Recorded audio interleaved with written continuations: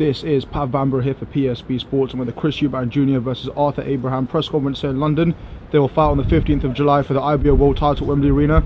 With me I've got Ambrose Mendy. Ambrose, thank you for your time. How are you, my friend? I'm very well, thank you. And yourself? I'm doing very well, thank you. Ambrose, firstly, can you just speak I haven't really managed to catch up with you since November of last year, so it's been a while. So I was just wondering, are you able to talk to me a bit about your involvement with Chris Eubank Jr. and Team Eubank, please? Yes, it's quite simple. Richard Poxon is my working colleague, and Poxon Sports, of course, have an arrangement, an agreement with ITV, and Poxon Sports, of course, have an arrangement, an agreement with Chris Eubank Jr., which, of course, has borne fruit already because he's the IBO Super Middleweight Champion. Absolutely. Ambrose, I remember actually in particular, the last time I interviewed you, you said that a lot of people who are writing off Chris Eubank Jr. after the whole Golovkin thing, you said that a lot of them will be eating their words, and in fact that this year will be Eubank Jr.'s year. So how do you think things are going so far with Eubank Jr.? Well, of course, when you've got a conglomerate, which is what ITV is, and with so many people responsible for making decisions, things aren't going to work quite at the pace that one perhaps might want them to. Nevertheless, what we've got to bear in mind is the fact that Eubank has stayed resilient. He's kept in training, liaises and works wonderfully well with his own team, and hasn't become despondent and dejected. And now he has an opportunity against a quality name, a fighter who in every rating is ranked above Eubank, a fighter who ruled the middleweight division, had 10 consecutive victories, and of course moved up to the super middleweight division in an instance to fight in the Super 6 series. I think, I have to say,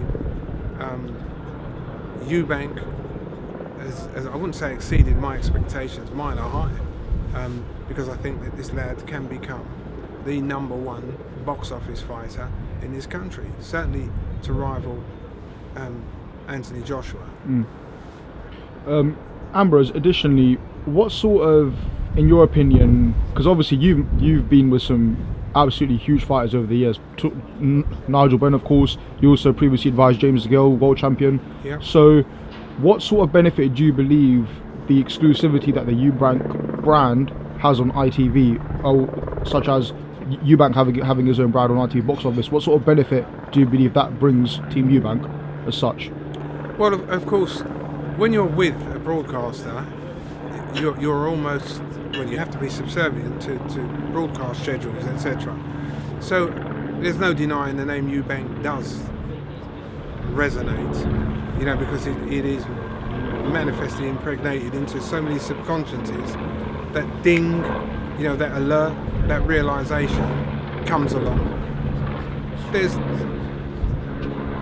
I think you heard Eubank Jr. allude to it, people casting aspersions saying it's because of who he is rather than what he is, by way of substance. That is a nonsense. That is an absolute nonsense. The fact of the matter is, this lad now is at the top level of boxing, where fights against the likes of George Groves, fights against the likes of James DeGale are inevitable. And if they don't take place, then it's a financial hit to both sides, because they are serious box office. Ambrose, additionally, what do you think? I mean, because obviously Chris Eubank Jr. speaks a lot about getting the rematch with Billy Joe Saunders. He talks a lot about fighting James DeGale and George Groves. So what do you think? What do you think needs to click in order for those blockbuster fights to happen? Whichever one produces the most money, because you're all up there at levels now. Whichever one produces the most money. This is the point where people have derided senior, but this is the point where, like having a dad in a camp makes all the difference in the world, because you don't snatch at something, you listen, you consider, you talk to your team, and I'm sure he has wonderful financial advice, wonderful legal advice, and of course from a training perspective, with his dad in the training camp and Ronnie Davis in the training camp, they've been there, seen it all, done it all. And experience does count. Look at teams. George Groves, 10 out of 10 for persistence. How many trainer changes has he had to get there? At the end of the day, there's going to be a cost. There really is. And again with James has been consistent. He's had Jim McDonnell, who's been my friend for many, many, many years. And so you don't have to go around and think too widely. And if you're not thinking widely, you won't think wildly. My personal opinion, here onwards, it's all about the money fights. Ambrose Mendy, thank you so much for your insight today. Thanks a lot for your time as well. I wish you all the best. And fingers crossed we can catch up with you soon, my friend. Thanks, sir. Thank you very much. God bless.